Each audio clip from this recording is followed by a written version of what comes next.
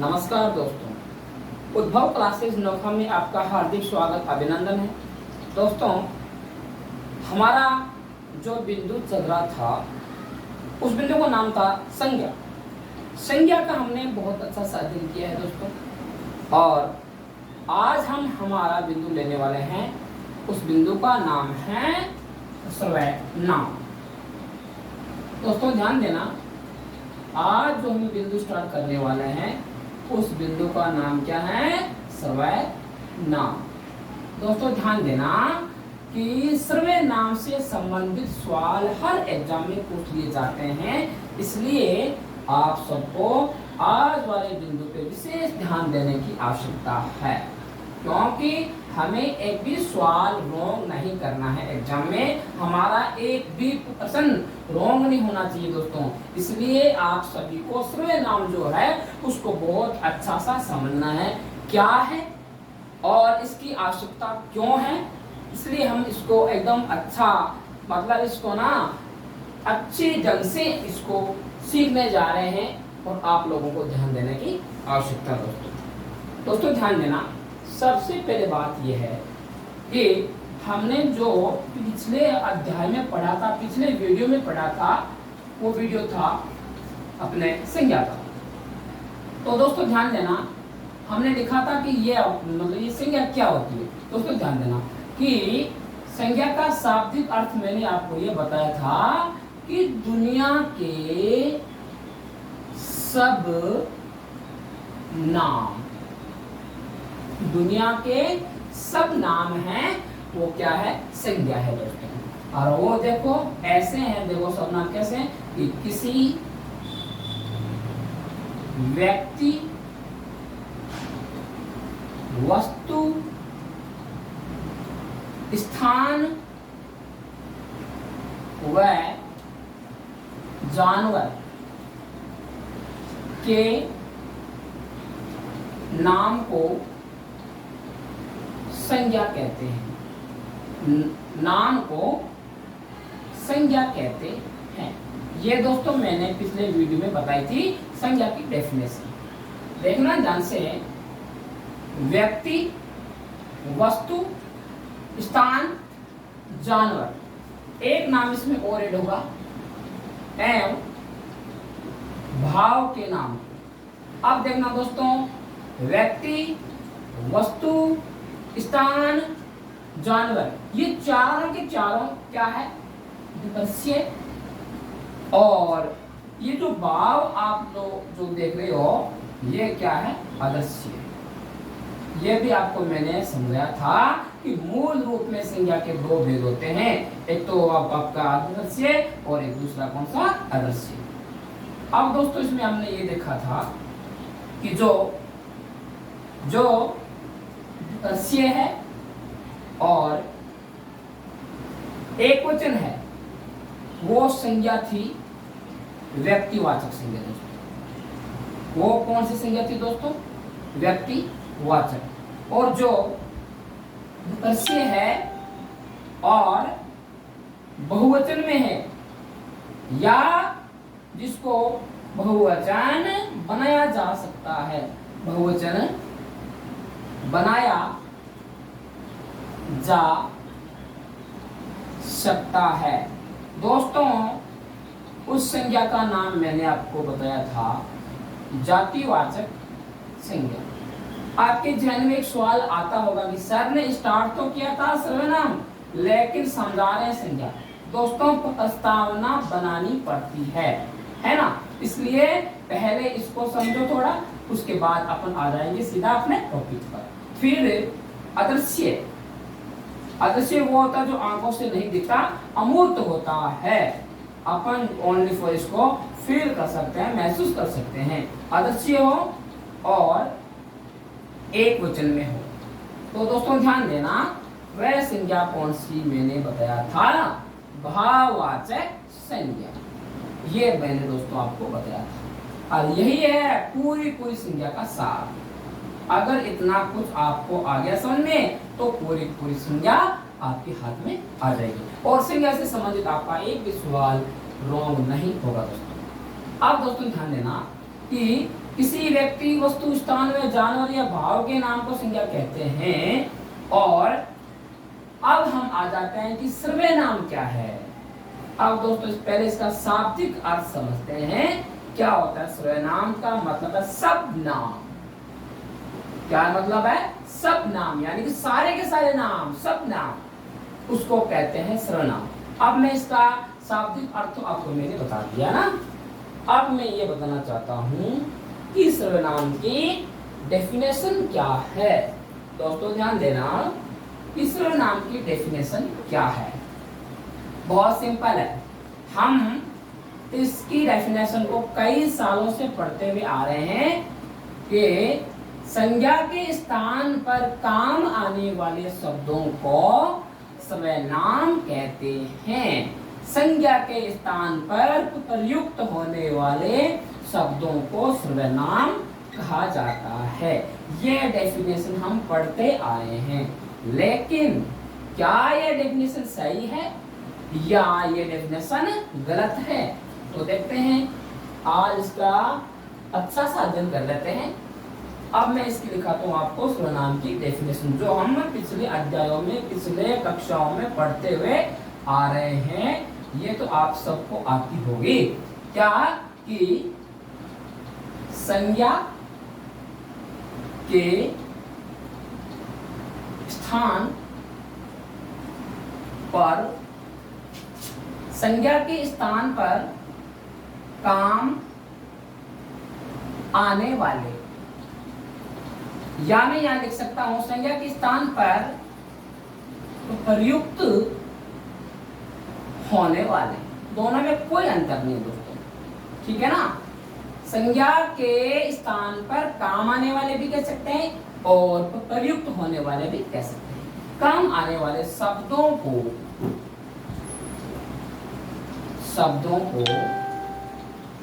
सर्वनाम कहा जाता है। सर्वनाम कहते हैं। दोस्तों ध्यान देना, जैसे देखना कि कौन कौन से हैं सर्वनाम। जैसे मैं, तुम, वे, वह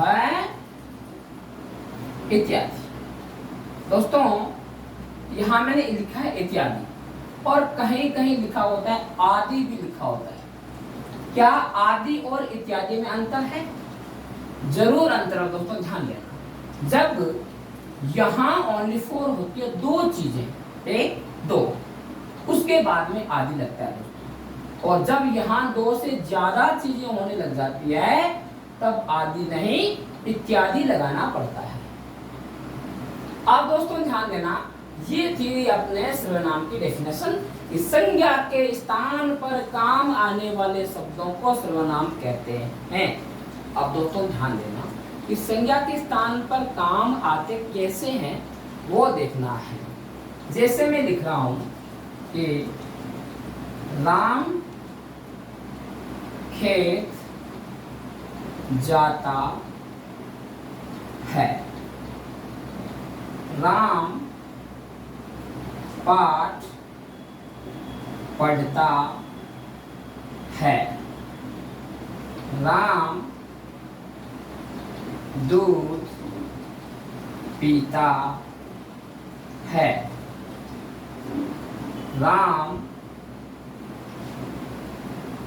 राम पत्र लिखता है। दोस्तों ध्यान देना, यहां मैंने लिखा है राम। राम क्या है? संज्ञा है। राम खेत जाता है, ठीक है। राम पाठ पढ़ता है, राम दूध पीता है, और राम पत्र लिखता है। दोस्तों ध्यान देना, यहाँ पर राम जो ये शब्द है ना, इसको बार बार मैं लिख रहा हूँ, यानी इसकी पुनरावृत्ति हो रही है। राम शब्द की क्या हो रही है दोस्तों? पुनरावृत्ति, यानी जो शब्द बार बार आए वो शब्द क्या कहलाता है? पुनरावृत्ति शब्द, ठीक है ना। तो देखना दोस्तों, ये जो पुनरावृत्ति जो है तो दोष है, पुनरावृत्ति दोष के निवारण हेतु सर्वनाम की आवश्यकता पड़ी। तो पुनरावर्ती दोष जो है उसके मतलब निवारण के लिए किसकी आवश्यकता पड़ी दोस्तों? सर्वनाम की। वो देखो कैसे, राम खेत जाता है। अब मैं ना इस राम के स्थान पे क्या लिखूंगा?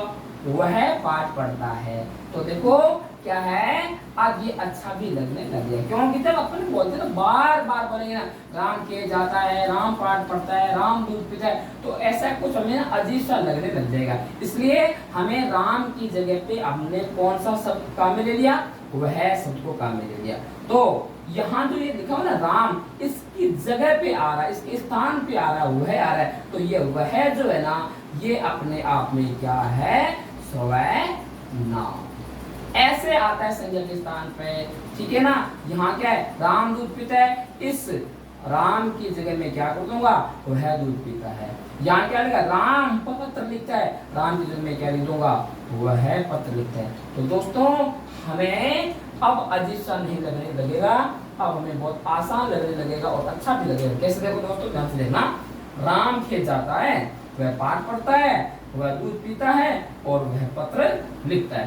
तो दोस्तों देखना, यहाँ पे जो लिखा है राम राम राम, ये क्या है? संज्ञा है, और संज्ञा के स्थान पे आ गया वह और ये वह पे क्या है? ये है सर्वनाम है दोस्तों। तो ऐसे अभी होता है कि संज्ञा के स्थान पर ऐसे आते हैं, संज्ञा के स्थान पर, ठीक है ना। संज्ञा के स्थान पर काम आने वाले शब्द जो है उनको सर्वनाम कहते हैं।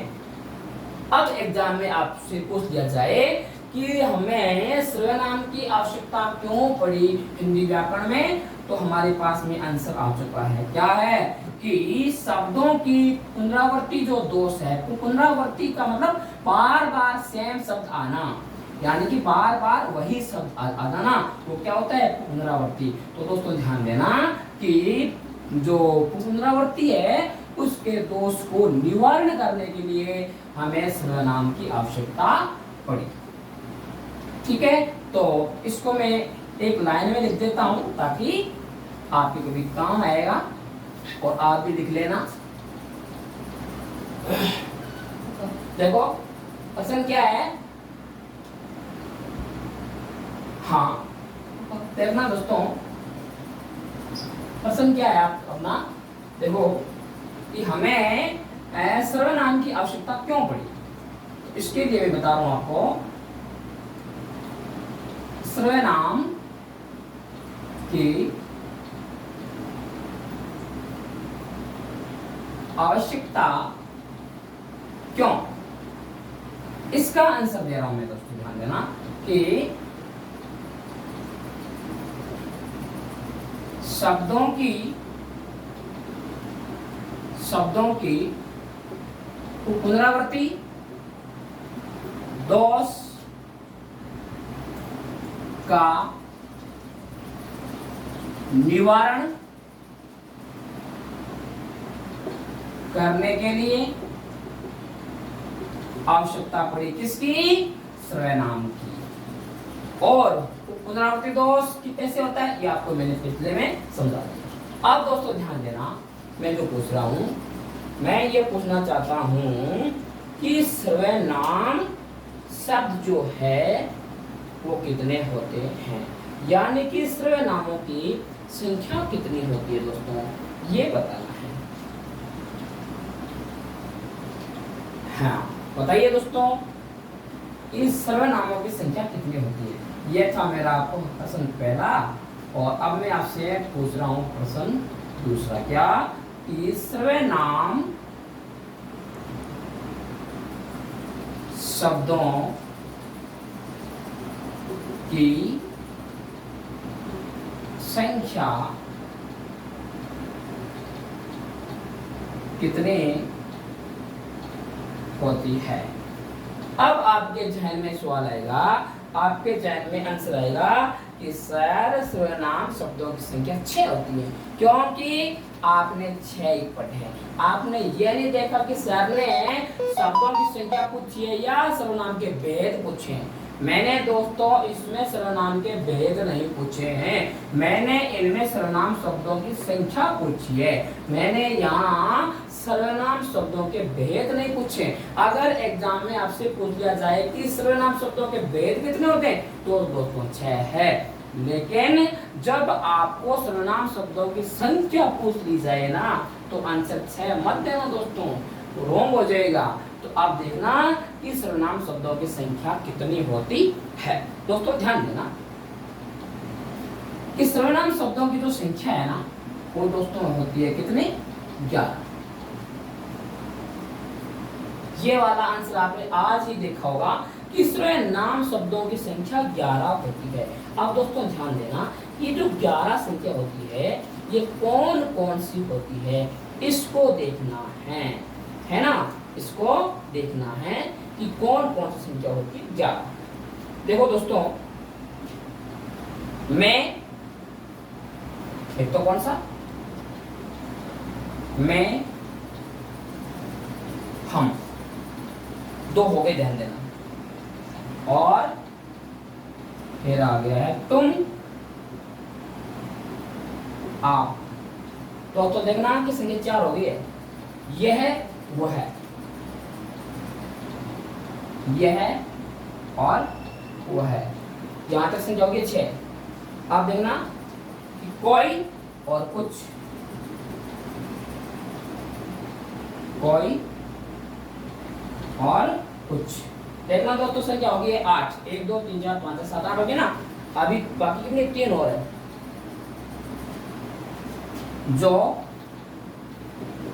सो, जो बोएगा सो काटेगा, ये 2। और फिर क्या, ये वो है पसंद के लिए क्या। और फिर एक होता है स्वयं, ये किसके लिए आता है, खुद के लिए, स्वयं। दोस्तों ध्यान से देखना, यहाँ मैंने 11 की 11 सर्वनाम शब्दों की संख्या लिखती है आपके सामने, एकदम आराम से देख लेना दोस्तों कौन कौन से हैं सर्वनाम शब्दों की संख्या। मैं, हम, और तुम, आप, यह, वह है, कोई, कुछ, जो, सो। ये जो सो दोस्तों एक ही है, ध्यान देना। कैसे, जो बोएगा सो काटेगा, ठीक है। जो मतलब पढ़ेगा सो पास होगा, जो नहीं पढ़ेगा सो पास नहीं होगा। है? क्या, ये क्या आता है इसमें, प्रश्नवाचक में, और ये स्वयं किसमें आता है, निजवाचक में, है ना। तो ये दोस्तों ध्यान देना, यहाँ मैंने आपको सर्वनाम शब्दों की संख्या पूछी थी, इसके आंसर कितने हैं दोस्तों, 11। यहाँ मैंने सर्वनाम शब्दों के भेद नहीं पूछे थे दोस्तों, ध्यान देना। फिर अब आप पे आगे देखते हैं दोस्तों, ध्यान देना। अब मैं आपसे पूछने वाला हूँ कि सर्वनाम शब्दों के भेद कितने होते हैं। ये आंसर सभी को आ जाएगा, क्यों, क्योंकि बहुत अच्छे ढंग से आपका पढ़ा हुआ है ना।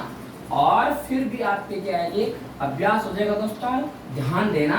मतलब अपन जितनी बार पढ़ेंगे ना तो उतना ही अपन स्ट्रॉन्ग बनेंगे, है ना।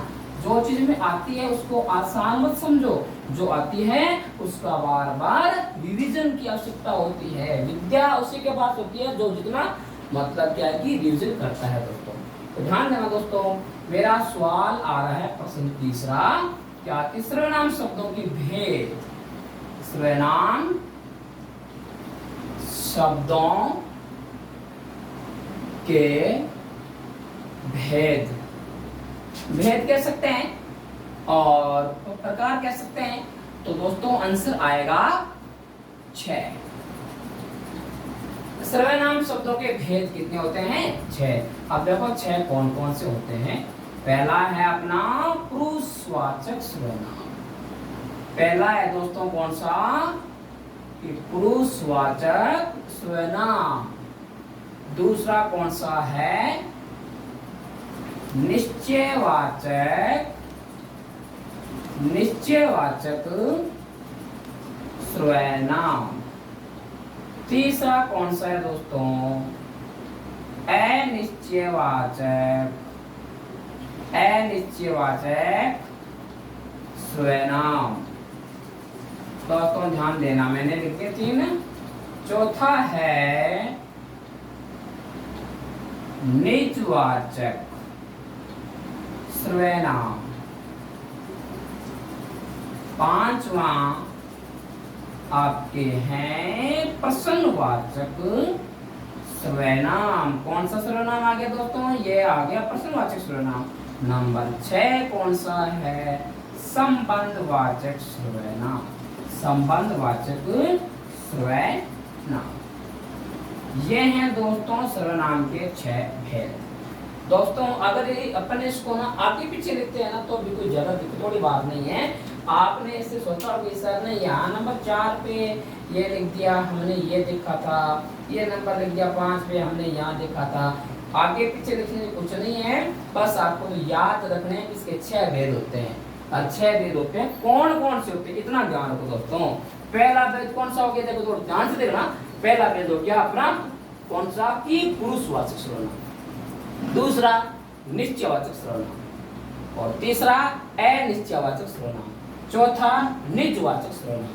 पांचवा है अपना प्रश्नवाचक सर्वनाम। और छठा संबंधवाचक सर्वनाम। दोस्तों ध्यान से देखना, इतना कि एग्जाम में नहीं पूछा जाता है। एग्जाम में इससे संबंधित सवाल भी पूछ दिए जाते हैं। अब अपन इनकी पूरी की पूरी क्या करेंगे? अपन इसको पढ़ेंगे, व्याख्या से पढ़ेंगे, एकदम विस्तार से पढ़ेंगे दोस्तों, तब जाकर के हमारा ये पूरा टॉपिक कंप्लीट होगा। दोस्तों ध्यान देना। अब इन्हें पूरे कितने 6, इनमें से अब मैं ओनली एक को लूंगा। किसको लूंगा? पहले मैं लेने वाला हूँ पुरुषवाचक सर्वनाम को। फिर मैं एक एक स्टेप बाय स्टेप एक एक करके और सारे आपको मैं समझाऊंगा, यानी कि 6 के 6 भेद पूरे समझाऊंगा। अब मैं एक ही लूंगा। कौन सा? अब मैं पहले लेने वाला हूँ पुरुषवाचक सर्वनाम। पहले दोस्तों इसको समझो, फिर आगे वाले भेद को समझाए जाएंगे, ठीक है। और अगर आपको ये समझ में नहीं आए तो दोस्तों कमेंट बॉक्स में अपना कमेंट छोड़ देना। आपकी जो भी समस्या है उसका समाधान किया जाएगा। अब देखना दोस्तों, हमारे पास में है इसका पहला भेद है, उसका नाम है पुरुषवाचक सर्वनाम। तो सबसे पहले आप ये समझना कि इसके अंदर कितने पुरुष होते हैं, क्योंकि नाम आ रहा है ना क्या पुरुष। तो दोस्तों ध्यान देना, इसमें पुरुष आते हैं कितने? 3 पुरुष आते हैं। आते कितने हैं? इसमें आते हैं 3 पुरुष आते हैं। 3 पुरुष आते हैं इसमें पुरुषवाचक सर्वनाम में। देखना पहला कौन सा है? पुरुष है। पहला है पुरुष कहने वाला, जो बात को कहता है वो होता है कहने वाला। फिर दूसरा कौन सा दोस्तों? दूसरा होता है बेटा सुनने वाला, क्योंकि जो बात कहेगा अगर आगे मतलब सुनने वाला नहीं है तो वो किसको कहेगा? तो 2 हो गया ना, एक तो हो गया कहने वाला, दूसरा हो गया सुनने वाला। अब देखना दोस्तों कि तीसरा कौन सा पुरुष है? अन्य पुरुष, यानी कि मतलब ये जिसके बारे में बात कही जाए, जिसके बारे में बात कही जाए। दोस्तों ध्यान देना,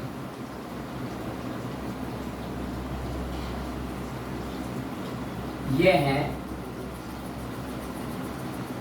ये आप मान लो कहने वाला है। ये क्या है? कहने वाला, ध्यान देना। और ये कहने वाला होगा। और ये दोस्तों ध्यान देना, ये हो गया सुनने वाला, क्योंकि इसके जो कान है ना, इसके क्या है? इसके कान बहुत बड़े हैं ना, इसलिए ये हो गया सुनने वाला। और इसका ना ये जो मुंह है ना, ये एकदम ओपन है, मतलब कुछ न कुछ कह रहा है, ये हो गया सुनने वाला। देखो इसके क्या है? ये इसके जो कान है ये बहुत बड़े हैं, इसलिए हो गया सुनने वाला दोस्तों। अब ध्यान देना कि ये तो बात है इसको कह रहा है और ये बात है सुन रहा है, तो ये किसके बारे में बात कर रहा है? ये किसके बारे में बात कर रहा है? तो एक यहाँ और होगा, एक यहाँ और होगा, इसके बारे में बातें हो रही है। ये क्या है? ये है अन्य पुरुष। ये क्या हो गया दोस्तों? ये हो गया अन्य पुरुष, यानी इसके बारे में बातें हो रही है, अन्य पुरुष। और ये जो होता है ना सुनने वाला, उसको क्या कहा जाता है दोस्तों? इसको कहा जाता है मध्यम पुरुष। और जो बात होता है कहने वाला दोस्तों, उसको कहा जाता है उत्तम पुरुष। अब दोस्तों ध्यान से सुनना कि मैं क्या कहने वाला हूँ। दोस्तों ध्यान रखना कैसे। कि अगर कोई बात मतलब कि कहने वाला होता है वो क्या कहलाता है दोस्तों, उत्तम पुरुष। जो कि कहने वाला है वो कहलाता है उत्तम पुरुष। और दोस्तों ध्यान देना, जो है सुनने वाला उसको क्या कहा जाता है, उसको कहा जाता है दोस्तों मध्यम पुरुष। और मतलब कि जिसके बारे में बात कही जाए, यानी ये दोनों इसके बारे में बात करें, बीच वाले के बारे में बात करें, तो ये क्या हो गया, अन्य पुरुष, यानी इसी के बारे में बातें हो रही थी, है ना, ये क्या हो गया, अन्य पुरुष। तो दोस्तों मुझे आशा है कि आपको ये मतलब इतना यहाँ तक आपको मतलब ये समझ में आगे होगा क्या, कि जो उत्तम पुरुष वह होता है जो कहने वाला होता है, मध्यम पुरुष वह होता है जो सुनने वाला होता है, और अन्य पुरुष वह होता है जिसके बारे में बात कही जाए। अब दोस्तों आपको क्या देखना है, अब आपको ये देखना है कि उत्तम पुरुष में कौन से शब्द आते हैं, मध्यम पुरुष में कौन से शब्द आते हैं, और अन्य पुरुष में कौन से शब्द यूज में लेते हैं। दोस्तों ध्यान देना, अब मैं ये बताने जा रहा हूं कि उत्तम पुरुष में कौन से शब्द यूज में आते हैं। दोस्तों ध्यान देना, एक तो होता है अपना मैं, यानी मैं, और एक होता है हम। ये दोनों आते हैं किसमें, उत्तम पुरुष में। और दोस्तों ध्यान देना, एक होता है तुम, एक होता है अपना कौन सा तुम, और एक होता है आप। ये तीनों शब्द किसमें आते हैं, मध्यम पुरुष में। ये तीनों शब्द किसमें आते हैं दोस्तों, मध्यम पुरुष में। जैसे अपन कहते हैं कि आप कल मेरे घर पे आना, ये आप जो अपन कहते हैं ना, आप सब, ये बेटा आदर हेतु, मतलब आदर अपन किसी को देते हैं ना, आदरार्थ, आदर के लिए, है ना, आदरार्थ प्रयोग करते हैं, आदर के लिए आप शब्द का प्रयोग करते हैं। आप हमारे कल घर पे आइएगा, है ना, तो आप कहते हैं ना, तो आप मतलब आदर हेतु आप आदर के साथ कहते हैं ना, वो आप होता है। एक होता है कि तुम वहां चले जाना, मैं अपने आप आ जाऊंगा, है ना। एक होता है तुम।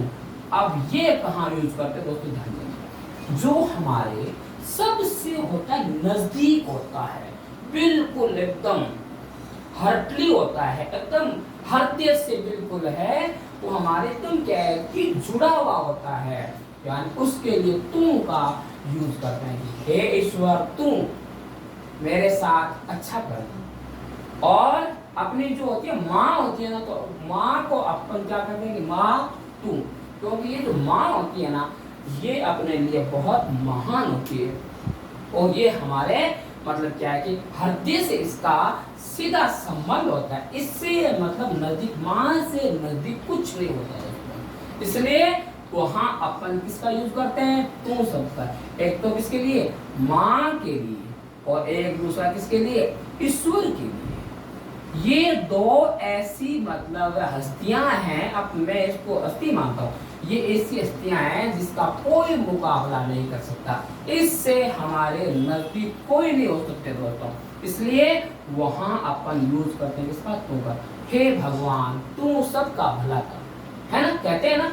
और एक कहते हैं कि माँ तू मेरे लिए खाना बना दे, है ना। और जब अपन आप शब्द का यूज करते हैं तो आदर के लिए करते हैं दोस्तों। एक होता है तुम और आप, ये आते किसमें, मध्यम पुरुष में, और मैं और हम किसमें आते हैं, उत्तम पुरुष में। अब दोस्तों बात करते हैं किसकी, अन्य पुरुष की, कि इसमें कौन कौन से शब्द आते हैं। दोस्तों ध्यान देना, यह है, वह है, ये, वे और वो, ये 5 ऐसे शब्द हैं जो अन्य पुरुष के लिए काम में लिए जाते हैं। जो चीज हमारी होती है नजदीक पास में, उसके लिए यह लगाते हैं। जो चीज हमसे थोड़ी होती है दूर, उसके लिए वह लगाते हैं। जो चीज हमारे एकदम पास में है और वो एक से ज्यादा है तो लगाते हैं ये। जो चीज हमसे थोड़ी दूर है और वो एक से ज्यादा है तो लगाते हैं ये। दोस्तों ध्यान देना, जैसे मेरे हाथ में ये मार्कर है तो मैं इसको ये बोलूंगा यह मार्कर है, क्योंकि ये मेरे पास में है। अगर कोई चीज मेरे से दूर है, जैसे वह पेड़ है, क्योंकि वो मेरे से मान लो कि दूर है, तो जो चीज दूर है उसके लिए वह लगेगा और जो पास में उसके लिए यह लगेगा। और एक से ज्यादा है जैसे मेरे पास में अभी रंग की किताबें हैं बहुत सारी है, तो मैं ये से बोलूंगा ये किताबें हैं, है ना। और वे घोड़े हैं, क्योंकि वो घोड़े मेरे मतलब क्या है कि पास में है नहीं, और वो एक से क्या ज्यादा है, तो क्या बोलूंगा वे घोड़े हैं, ठीक है। और वो आ रहा है, ये सिंगुलर के लिए यूज में अपन ले सकते हैं, और इसको अपन है ना प्लूरल के लिए भी यूज में ले सकते हैं, ठीक है दोस्तों ध्यान देना। तो ये मतलब 5 जो ये शब्द है ये अन्य पुरुष के लिए यूज में आते हैं। अब दोस्तों मैं आपसे ये पूछने वाला हूं, क्या मतलब कि जो होता है कहने वाला होता है उसको क्या कहते हैं, उत्तम पुरुष। जो होता है सुनने वाला उसको क्या कहते हैं, मध्यम पुरुष। और जिसके बारे में बात कही जाए वो क्या होता है, अन्य पुरुष। अब दोस्तों ध्यान देना, उत्तम पुरुष में कौन से शब्द आते हैं, मैं और हम। और मध्यम पुरुष में कौन से शब्द आते हैं, तू, तुम और आप। आपका यूज करते हैं आदर के लिए, ठीक है। और अन्य पुरुष में कौन से आते हैं, यह, वह, ये, वे, वो। ये 5 ऐसे शब्द हैं अपन जिसका यूज करते हैं अन्य पुरुष। अब दोस्तों ध्यान देना है कि क्या ये मतलब 5 शब्द ओनली फॉर अन्य पुरुष में आते हैं या इसके अलावा भी कहीं आते हैं। अब दोस्तों अपन इसके बारे में बात करेंगे, ओनली फॉर इन 5 शब्दों के बारे में बात करेंगे कि ये 5 शब्द क्या ओनली फॉर अन्य पुरुष में ही गिने जाते हैं या इसका यूज कहीं और भी हो सकता है। दोस्तों यह केवल अन्य पुरुष में नहीं गिने जाते। दोस्तों ध्यान देना, यहाँ इंपॉर्टेंट बात मैं बताने वाला हूँ। ये 5 शब्द यह, वह, ये, वे, वो, ये 5 शब्द केवल अन्य पुरुष में काम नहीं लिए जाते, इसके अलावा भी इसका यूज होता है। और इसका यूज कहाँ होता है ये आपको मैं अभी समझाने वाला हूँ। दोस्तों ध्यान देना, ठीक है। अब हम बात करते हैं इसकी यह, वह, ये, वे, वो, इन 5 शब्दों। अब दोस्तों ध्यान देना, अब आप अपने हाथ में ले लो अपना पेन और ले लो नोटबुक, ले लो अपनी कॉपी ले लो। जो ये मैं लिख रहा हूँ मैं यहाँ लिखूंगा लाइनें कितनी, यहाँ मैं लिखने वाला हूँ ओनली फॉर 3 लाइनें। उन मैं 3 लाइनों में समझा दूंगा कि ये 5 शब्द कहाँ कहाँ यूज में लिए जाते हैं और कि किस किस रूप से ये 5 शब्द यूज में आते हैं। दोस्तों ध्यान देना, ये पहला मैं यहाँ लिख रहा हूँ नोट, बहुत इंपॉर्टेंट जो होती है उसके जगह में नोट लिखता हूँ, मैं से डाल दिया। जो लाइन इंपॉर्टेंट है उसको मैं नोट लगा के लिख पाता हूँ ताकि आपको हमेशा ध्यान में रहे। हाँ कि यह, वह, ये, वे और वो, ये दोस्तों देखो 5 आगे शब्द। इन 5 शब्दों का, इन 5 शब्दों का प्रयोग, इन 5 शब्दों का प्रयोग जब किसी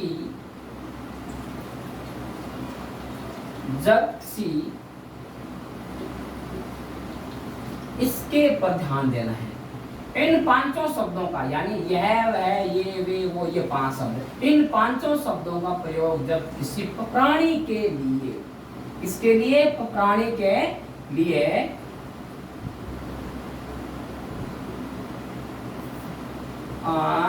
प्रयोग होता है, इन 5 शब्दों का प्रयोग जब किसी प्राणी के लिए प्रयोग में आते हैं तो ये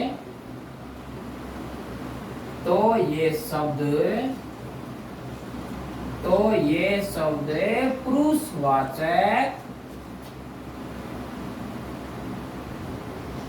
सर्वनाम के अन्य पुरुष के माने जाते हैं। ये दोस्तों लाइन बहुत इंपॉर्टेंट है, ये कहीं नहीं मिलेगी बुक में, आप ध्यान रखना। हम बहुत मतलब अभ्यास से ऐसी ऐसी चीजों को बाहर निकालते हैं और आपके सामने रखते हैं। अगर इन पांचों शब्दों का यूज केवल प्राणी के लिए यानी कि सजीव के लिए आप अगर इनका यूज होता है तो वो ये पांचों शब्द किस में गिने जाएंगे दोस्तों? ये गिने जाएंगे पुरुषवाचक सर्वनाम के अन्य पुरुष भी गिने जाएंगे। अब मैं दूसरा नोट लिखवा रहा हूं दोस्तों, ध्यान देना। अगर इन पांचों शब्दों का प्रयोग वस्तु या स्थान के लिए होता है। दोस्तों ध्यान देना, यहाँ तो हुआ था किसके लिए? प्राणी के लिए, और यहाँ हो रहा है किसके लिए? वस्तु और स्थान के लिए।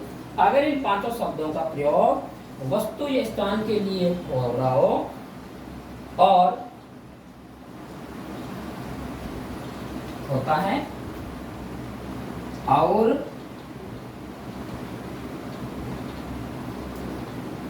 इनके तो तुरंत बाद में संज्ञा शब्द ना हो तो वे निश्चयवाचक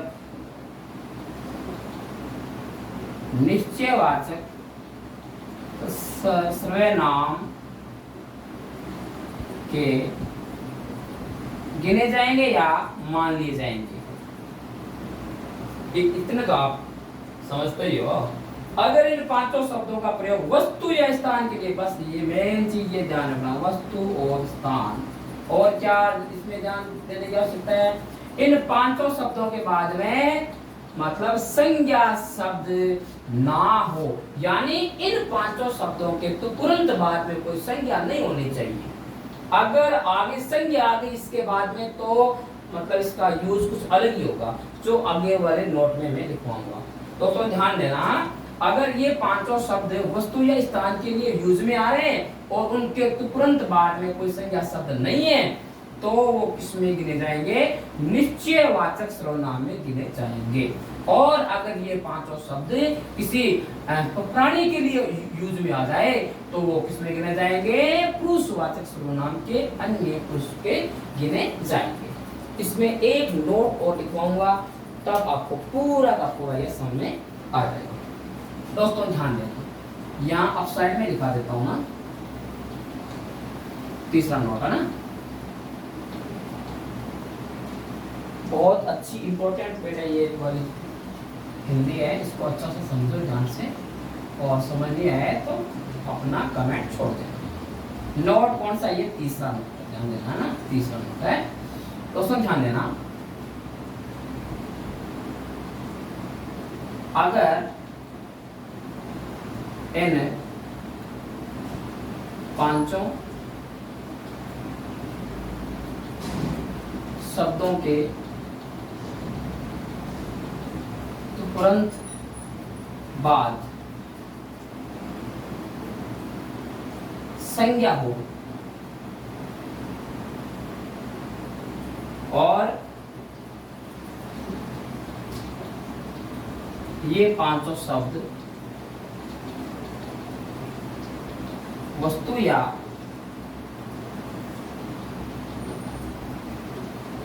स्थान के लिए प्रयुक्त होते हो तो वे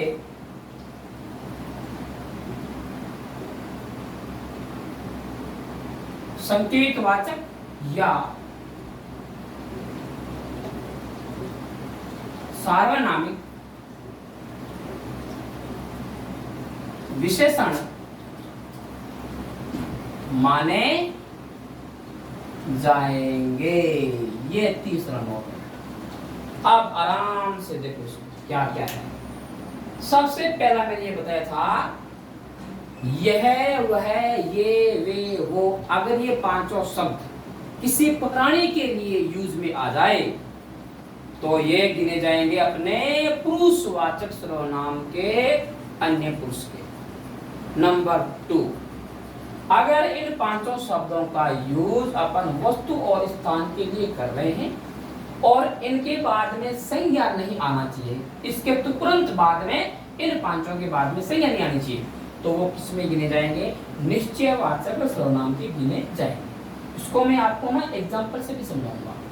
अगर इन पांचों शब्दों के तुरंत बाद में मान लो संज्ञा है और ये पांचों शब्द किसी वस्तु और स्थान के लिए यूज में आ रहे हैं, तो वहां संकेतवाचक या सार्वनामिक विशेषण होगा। दोस्तों ये ध्यान देना है, यह वह ये वे वो, इनके बारे में मैंने ये दिखाया आपको तीनों नोट। अब दोस्तों ध्यान देना, ये जो नोट आपका दूसरा है ना, इसका मैं एग्जांपल आपको लिखवा रहा हूँ, आपको बहुत अच्छा आ जाएगा समझ। जैसे ये है मेरा घर है। दोस्तों ध्यान देना, यह आ रहा है शब्द किसके लिए? घर के लिए। तो ये क्या है? कोई स्थान है, और यह के बाद में मेरा आ रहा है, मेरा कोई संज्ञा नहीं है दोस्तों, मेरा कोई संज्ञा नहीं है, इसलिए यह शब्द किसका माना जाएगा? निश्चयवाचक सर्वनाम। आगे समझ आपके। और अब मैं इसका एग्जांपल लिख रहा हूं, यह घर मेरा है। दोस्तों यहां ध्यान देना, क्या यह के तुरंत बाद में संज्ञा आ रही है, घर। ये संज्ञा तो है क्योंकि ये क्या स्थान है, क्योंकि स्थान के नाम को क्या कहते हैं? संज्ञा कहते हैं। यह घर, यानी यह वह ये वे वो, इनके बाद अगर संज्ञा आ जाए तो वो किसमें गिने जाएंगे? संकेतवाचक विशेषण में, सार्वनामिक विशेषण में। संकेतवाचक चाहे बोल दो सार्वनामिक सेम ही चीज है। ठीक है दोस्तों, ध्यान देना। तो ये आपको आशा है, मैं आशा करता हूँ कि आपको ये वर्ड समझ में आ गया होगा। आप दोस्तों ध्यान देना, क्या ये जो मैंने अभी आपको समझाए थे ना, ये वाले नोट, ये आपको मैंने समझाया था निश्चयवाचक सर्वनाम के आधार पर। क्यों? क्योंकि पुरुषवाचक में तो ओनली 4 पुरुष होते हैं। कितने? 3। एक होता है उत्तम पुरुष, मैं, हम वाला। एक होता है, दूसरा कौन सा होता है? मध्यम पुरुष, कि तुम और आप वाला। एक होता है अन्य पुरुष, कौन सा? यह वह ये वे वो, और ये आते हैं किसके लिए? प्राणी के लिए, तो ये होता है अन्य पुरुष। अब दोस्तों ध्यान देना, चीज अपन लिख रहे हैं सर्वनाम का दूसरा भेद, वो कौन सा था? निश्चयवाचक सर्वनाम। निश्चयवाचक सर्वनाम। दोस्तों ध्यान देना, अब इसका क्या अर्थ है? निश्चितता, यानी कि एकदम फिक्स, निश्चितता का बोध कराने वाले शब्द।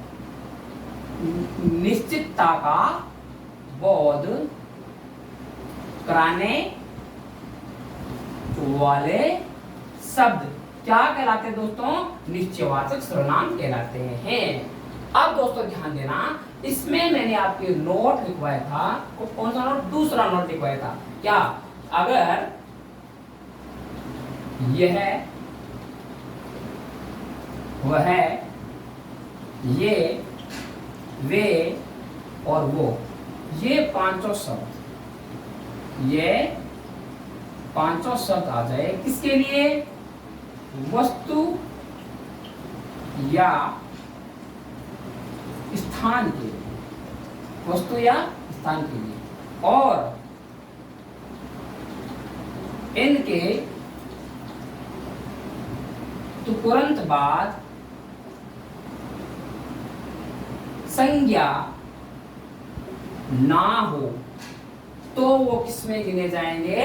निश्चयवाचक सर्वनाम। अब दोस्तों एक एग्जांपल इसका मैं और लिख देता हूं। उदाहरण, यह मेरी पुस्तक है। दोस्तों यहाँ यह जो शब्द है ना, ये होगा निश्चयवाचक सर्वनाम में। क्यों?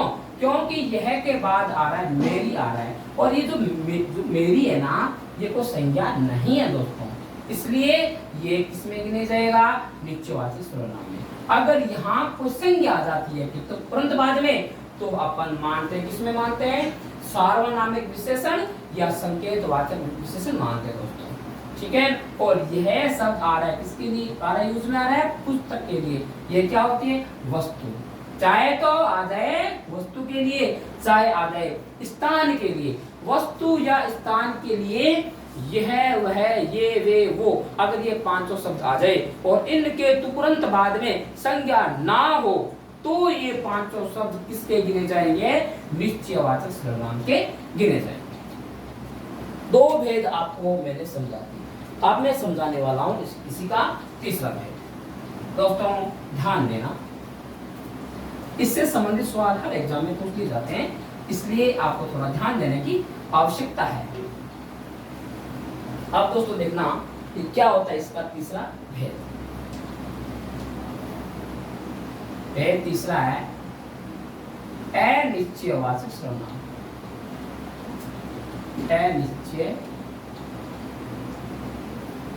अनिश्चयवाचक सर्वनाम।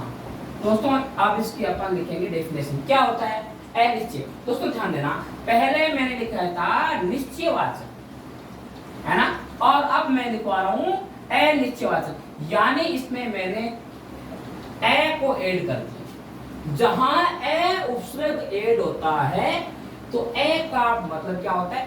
नहीं, यानी कि अनिश्चयवाचक का मतलब क्या होता है? कि निश्चित नहीं है। अनिश्चयवाचक का क्या मतलब है? निश्चित नहीं है, यानी कि अपनी हिंदी भाषा में लिख देते हैं कि निश्चितता को नहीं बताने वाले शब्द। निश्चितता को नहीं बताने वाले शब्द कौन से सर्वनाम के कहलाएंगे? अनिश्चयवाचक सर्वनाम के गिने जाएंगे। दोस्तों इनमें ओनली फॉर दो ही शब्द होता है, एक होता है कोई और दूसरा होता है कुछ। बस ये दो ऐसे शब्द हैं जो आपको अनिश्चयवाचक सर्वनाम की पहचान कराएंगे। अब इसको मैं एग्जांपल से आपको बता रहा हूं। मैंने बोल दिया कि बाहर कोई आया है। बाहर कोई आया मतलब हमें उस जो आया है ना, उसका हमें पता नहीं है कि कौन है वो, इसलिए वो हमारे लिए क्या अननोन है, हम उसको जानते नहीं है। इसलिए मैंने कह दिया कि बाहर कोई आया है, यानी वो हमारे को परिचित नहीं है, इसलिए वो हमें निश्चितता का बोध नहीं करा रहा है। इसलिए मैंने कह दिया बाहर कोई खड़ा है। बाहर कोई खड़ा है, ये जो कोई है ना, ये हमें अनिश्चितता का बोध करा रहा है, कोई सब। फिर एक एग्जांपल और, दूध में कुछ गिरा है। दोस्तों ध्यान देना, अब हमें ये नहीं पता कि दूध में क्या गिरा है, लेकिन दूध में कुछ न कुछ तो मतलब गिरा है। इसका मतलब क्या है कि कुछ जो है ना, उसके बारे में हमें जानकारी नहीं है। इसलिए कहता हूं अनिश्चयवाचक वो होते हैं सर्वनाम जो हमें निश्चितता का बोध नहीं कराते। इसमें दो ही शब्द आएंगे, एक तो कोई और दूसरा कुछ। बाहर कोई खड़ा है, बाहर से कोई आया है, दूध में कुछ गिरा है, पानी में कुछ गिरा है, कोई कुछ जहां आ जाए वहां आप सीधा आंसर दे सकते हैं कि यह अनिश्चयवाचक के सर्वनाम का ही होगा। आपका आंसर 100% सही होगा दोस्तों। बस ध्यान इतना ही रखना है कि जहां कोई और कुछ आपको सब दिख जाए वहां आंखें मूंद के आप अनिश्चयवाचक लिख के आ जाना, आपका ऑप्शन राइट होगा। अब दोस्तों अपन आते हैं इसके ऊपर अगले भेद पे। तो हमने अभी तक पढ़े हैं सर्वनाम के 3 भेद दोस्तों। अब हम पढ़ने वाले हैं सर्वनाम के अगला कौन सा भेद, भेद नंबर चौथा, यानी 4th नंबर वाला भेद। दोस्तों ध्यान देना, जो चौथा भेद है उसका नाम है निजवाचक सर्वनाम। निजवाचक सर्वनाम। आप दोस्तों ध्यान देना, क्या होता है निजवाचक सर्वनाम। दोस्तों आपने ये पढ़ा होगा कि निज का मतलब क्या होता है, अपना, है ना। और यहां मैं इसका शाब्दिक अर्थ बता रहा हूं, निज का मतलब अपने आप, अपने आप यानी कि खुद, और इसी को ही कहते हैं हिंदी में स्वयं, है ना। ये इसका मतलब होता है। वाचक का मतलब कहने वाला, जो अपने आप को कहता है। अब देखना, अब मैं इसकी आपको लिखा रहा हूं डेफिनेशन, इसकी निजवाचक सर्वनाम लिखा रहा हूं। लेकिन ध्यान देना कि जहां आप शब्द का प्रयोग, जहां आप शब्द का प्रयोग आदर के लिए न होकर, जहां आप शब्द का प्रयोग आदर के लिए न होकर, जहां आप शब्द का प्रयोग आदर के लिए न होकर खुद के लिए, खुद का मतलब है स्वयं, यानी कि खुद के लिए तो प्रयुक्त होता है,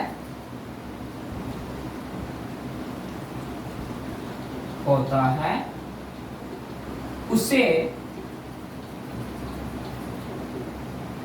निजवाचक सर्वनाम कहते हैं। दोस्तों बहुत सिंपल है इसकी परिभाषा, बस इतना ही ध्यान रखना है कि जहां आप शब्द का प्रयोग आदर के लिए नहीं, कि आप आइए, है ना, तो इसमें आदर हो गया। आदर के लिए न होकर के, आदर वहां नहीं होना चाहिए, मतलब आदर के लिए आप शब्द का प्रयोग न होकर के अपने आप के लिए हो रहा होगा, मतलब कि खुद के लिए आप शब्द का यूज होता है। जैसे ये काम मैं अपने आप कर लूंगा, ये काम आप मुझ पे छोड़ दो, यानी ये काम मैं अपने आप कर लूंगा, आप आराम से सो जाइए, है ना। तो अपने आप के लिए जो आप शब्द का प्रयोग करते हैं वहां निजवाचक सर्वनाम होता है दोस्तों, है ना। तो मैंने यहाँ लिख दिया है, जहां आप शब्द का प्रयोग आदर के लिए न होकर के खुद यानी स्वयं के लिए प्रयुक्त होता है, उसे निजवाचक सर्वनाम कहते हैं। अब दोस्तों ध्यान आपको ये रखना है, इसका मैं एक दो एग्जाम्पल भी आपको दूंगा, उसको समझो आप। जैसे मैंने कह दिया कि मैं खाना अपने आप खा लूंगा, आप सो जाइए। अब दोस्तों ध्यान देना, यहाँ आ रहा है मैं अपने आप, यानी यहाँ जो ये आप आ रहा है ना, ये आ रहा है मैं के लिए, यानी ये आ रहा है खुद के लिए। तो ये जो आप शब्द है ना, ये क्या हो गया निजवाचक। और यहाँ आप शब्द आ रहा है किसके लिए, आदर के लिए, आप सो जाइए। ऐसे नहीं गए तू सो जा, आप आ रहा है ना, आप शब्द का यूज आ रहा है और मतलब आदर के लिए आ रहा है, तो यहाँ मतलब निजवाचक नहीं है। तो यहाँ क्या होगा, ये मतलब आदर के लिए है ना, तो ये हो गया अन्य पुरुष। कौन सा हो गया, अन्य पुरुष। किसका, ये पुरुषवाचक का, क्योंकि यहाँ पे ये आदर के लिए यूज में आ रहा है। तो दोस्तों ध्यान आपको इसमें इतना रखना है कि जब आप शब्द का प्रयोग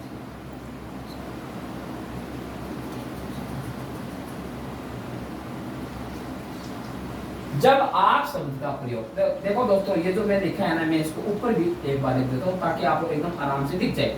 जो आप शब्द का प्रयोग आदर के लिए होता है, आप शब्द का प्रयोग आदर के लिए होता है, वहां क्या होता है? अन्य पुरुष। कौन सा होता है? अन्य पुरुष। क्योंकि आपको ना नीचे से आपको साफ साफ दिखेगा। अब दोस्तों आपको मैंने इसके भेद बता दिए, कितने? 4 में बता दिए ना। हाँ, अब एक आपको इसमें नोट लिखाने वाला हूं, तो आप नोट लिखें ताकि आपको इंपॉर्टेंट जो चीज है वो अच्छी समझ में आ जाए। देखना दोस्तों क्या नोट है। हाँ,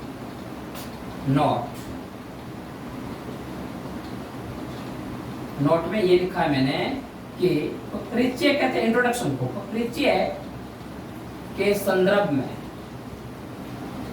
परिचय के संदर्भ में आप शब्द का प्रयोग,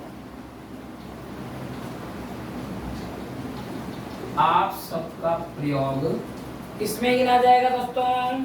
अन्य पुरुष में गिना जाएगा। अन्य पुरुष में, अन्य पुरुष में गिना जाएगा। परिचय आप सब जानते हो ना, इंट्रोडक्शन है ना। तो इसका मैं एक एग्जांपल लिख देता हूँ। चलो ठीक है, अब देखो दोस्तों आराम से समझो इसको कैसे लिख रहा हूँ। इसका एग्जांपल कि गांधी जी, गांधी जी आप गुजरात में जन्मे, गुजरात में जन्मे। गांधी जी हैं की जगह पर थे कर लेते क्योंकि अच्छा रहेगा। गांधी जी आप गुजरात में जन्मे थे। तो यहाँ किसी से गांधी जी का आप परिचय जब अपन करवाते हैं तो आप शब्द का यूज मैंने किया है, ये किस में गिना जाएगा दोस्तों? अन्य पुरुष में गिना जाएगा। ठीक है, एक तो क्या इसका में क्या आदर भी हो गया, गांधी जी आप, है ना, और इसमें परिचय भी हो गया है। तो ध्यान देना दोस्तों कि जहां आदर के लिए और परिचय के लिए आप शब्द का यूज होता है वो अपना गिना जाता है अन्य पुरुष में, और जो अपने आप के लिए होता है आप वाला शब्द वो गिना जाता है निजवाचक। ठीक है दोस्तों, अब अपना इसका करते हैं 5वां भेद। देखना दोस्तों कि सर्वनाम का 5वां भेद कौन सा है। बहुत अच्छा भेद है। कौन सा भेद है? आप सबका एकदम जाना पहचाना भेद। कौन सा? प्रश्नवाचक है दोस्तों, ये सभी को समझ में है ना, लेकिन एक बार रिवीजन हो जाएगा। अगर मेरे किसी भाई बंधु को समझ नहीं है उसको समझ आ जाएगा। देखना दोस्तों, इसके तो नाम से ही पता चलता है कि इनमें वो ही शब्द आएंगे जिनसे प्रश्न बनते हैं। जैसे क्या, कब, कैसे, क्यों, है ना, कहाँ, ये वाले शब्द।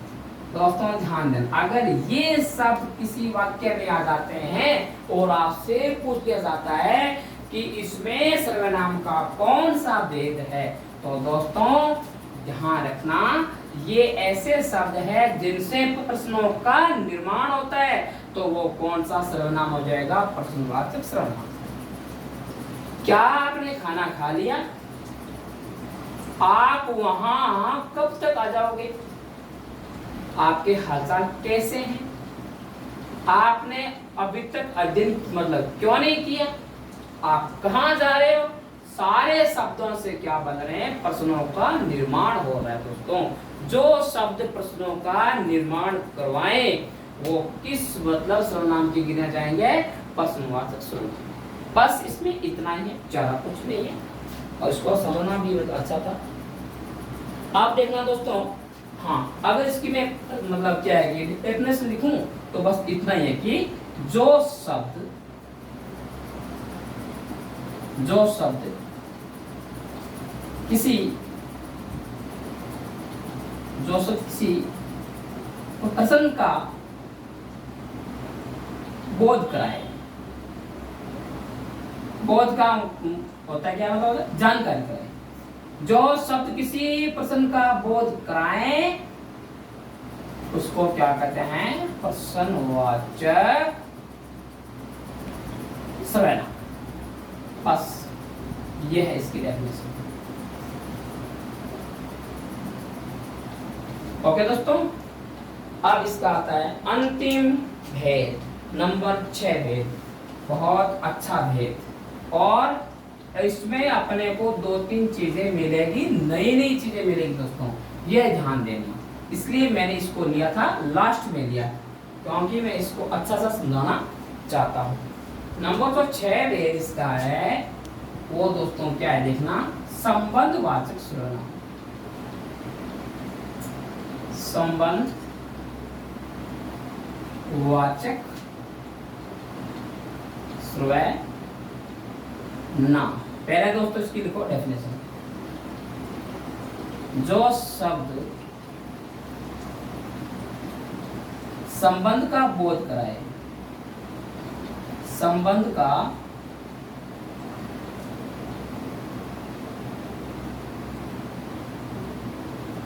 बोध कराए क्या कहलाता है,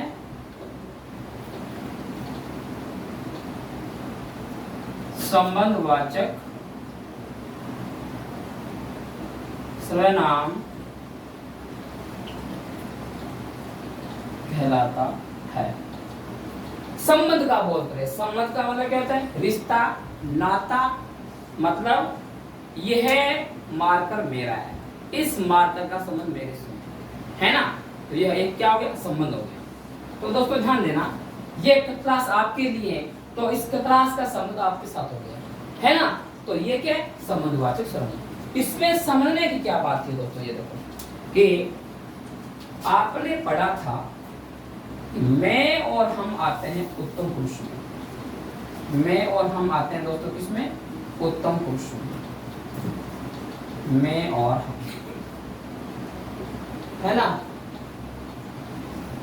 मैं और हम किसमें आते हैं, उत्तम पुरुष में। अब देखना दोस्तों कि मैं और हम उत्तम पुरुष में आते हैं, तो मैं से क्या बनता है, मैं से देखो, मेरा, मेरी और मेरे। ये मार्कर मेरा है, ये क्लास आपकी है या मेरी है, आप सब मेरे हो, और हमसे हमारा, हमारी और हमारे, ये शब्द आ जाए ना, ये सब अपने आप आपको संबंध का बोध कराएंगे। और अब आता है मध्यम पुरुष में, तू, तुम और आप। ये दोस्तों आते हैं किसमें, मध्यम पुरुष में। आपको ये मैंने पहले लिखवाया था दोस्तों, ध्यान देना। अब इससे कौन कौन से शब्द बन रहे हैं देखना, देखना कि मुंह से हो गया तेरा, और तेरी और तेरे, और तुम से क्या हो गया, तुमसे हो गया तुम्हारा, और हो गया तुम्हारी और तुम्हारे, और आपसे क्या हो गया, आपका, आपकी, आपकी। अब इसको थोड़ा आप समझ लें कि आपका आज्ञाकारी, अपन एप्लीकेशन लिखते हैं ना, आपकी आज्ञाकारिणी, आपके आभारी, हम आपके आभारी है ना। तो ये जो आते हैं ना शब्द, ये संबंध का बोध कराएंगे दोस्तों। अब ध्यान देना, इसके अलावा क्या क्या होता है। अब अपन लिखते हैं अन्य पुरुष के, इसमें बहुत ज्यादा है तो मेरे को यहाँ ऊपर लिखना पड़ेगा, तो ध्यान देना। अन्य पुरुष के समानवाचक में ये यहाँ तक आपको आ गया होगा समझ में। आप देखना दोस्तों,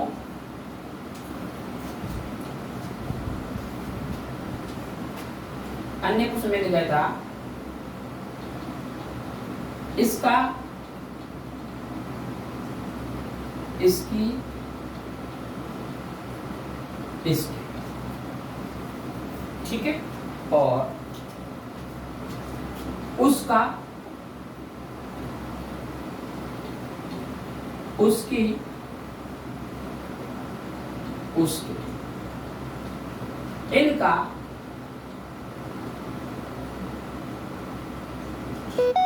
इनकी, इनके, और देखना दोस्तों इसमें बहुत सारे हैं, और उनका, उनकी, और उनके। इसके अलावा और देखना,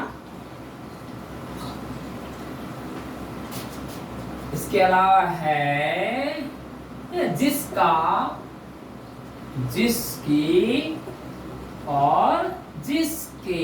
ये इतने शब्द इसमें गिने जाते हैं दोस्तों अन्य पुरुष में। ये भी शब्द क्या बोध कराएंगे, संबंध का बोध कराएंगे। इसका पेन अच्छा है, इसकी हैंडराइटिंग अच्छी है, इसके पास बहुत सारे कपड़े हैं, तो कपड़ा का हो गया संबंध। उसका घर बहुत सुंदर है, उसकी भैंस बहुत अच्छा दूध देती है, उसके पापा बहुत अच्छे आदमी हैं, इनका कहना मानो, इनकी तो आदत बहुत अच्छी है, इनके कहने से तो मेरा बेड़ा पार हो गया, उनका कहना मानना पड़ेगा, उनकी बारात आज निकलेगी, उनके घर हम लोग गए, जिसका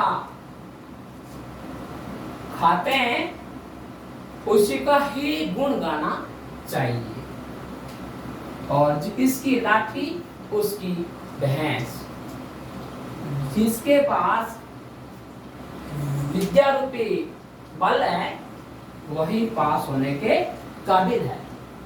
आप दोस्तों देखना, ये मैंने लिखवाया इसके अंदर, ये इतना मैंने संबंधवाचक के सर्वनाम में लिखा है दोस्तों। इतने सारे शब्द है ना, ये सारे शब्द, ये सारे के सारे शब्द संबंध का बोध कराने वाले शब्द दोस्तों। अगर इनमें से एक भी शब्द आ जाए ना, तो वो आप ना खुला लिख देना कि यह वाले शब्द संबंधवाचक सर्वनाम में सबने लिखाए थे, वो इनमें से आ रहे हैं, इसका मतलब इसमें संबंधवाचक सर्वनाम होगा। अब दोस्तों एक इसमें लास्ट एंड फाइनल अंतिम आपको मैं बात इतनी अच्छी बताने वाला हूँ, वो भी एक बताने वाला हूँ नोट के माध्यम से, तो मैं यहाँ लिख देता हूँ आपके लिए, ठीक है दोस्तों। हमेशा ध्यान रखना इस बात पर, कभी भूलना मत। क्या बात बताने वाला कि संबंध जो होता है ना, कारक होता है, संबंध कारक, उसकी विभक्तियां कितनी होती हैं दोस्तों, ये मेरे को बताना है। देखना, संबंध जो कारक होता है ना, संबंध कारक, संबंध कारक,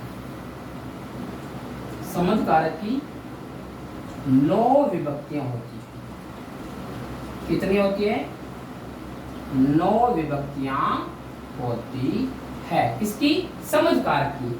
क्योंकि अपन पढ़ रहे हैं संबंधवाचक, संबंधवाचक और संबंध कारक है ना, मिलते जुलते हैं दोस्तों, क्योंकि इसमें हमें क्या बतानी है, विभक्तियां। तो देखो क्या क्या होती है, का, के, की, रा, रे, री, ना, ने और नी। ये दोस्तों 9 ऐसी विभक्तियां हैं जो कौन से कारक में आती है, संबंध कारक में। अब मैंने ये नाम इसलिए लिया है क्योंकि आगे आने वाली क्लासों में मैं कारक से संबंधित आपको भी पढ़ाऊंगा, है ना। और इसमें आपको बस इतना ही ध्यान देना है कि का के की रा रे री ना ने नी, ये 9 की 9 विभक्तियां किसमें आती है? संबंध कारक में आती है। क्योंकि आज हम पढ़ रहे थे, संबंधवाचक पढ़ रहे थे, है ना दोस्तों। तो आपको बस इतना ही ध्यान देना है कि संबंध का बोध कराने वाले शब्द, संबंध का बोध कराने वाले शब्द क्या होते हैं? संबंधवाचक सर्वनाम होते हैं। दोस्तों आज इतना ही, और आगे वाली क्लास में हम अच्छा और पढ़ेंगे। अगर आपको ये वीडियो अच्छा लगे तो लाइक करना, शेयर करना, कमेंट करना और सब्सक्राइब अवश्य करना। ओके दोस्तों, गुड नाइट।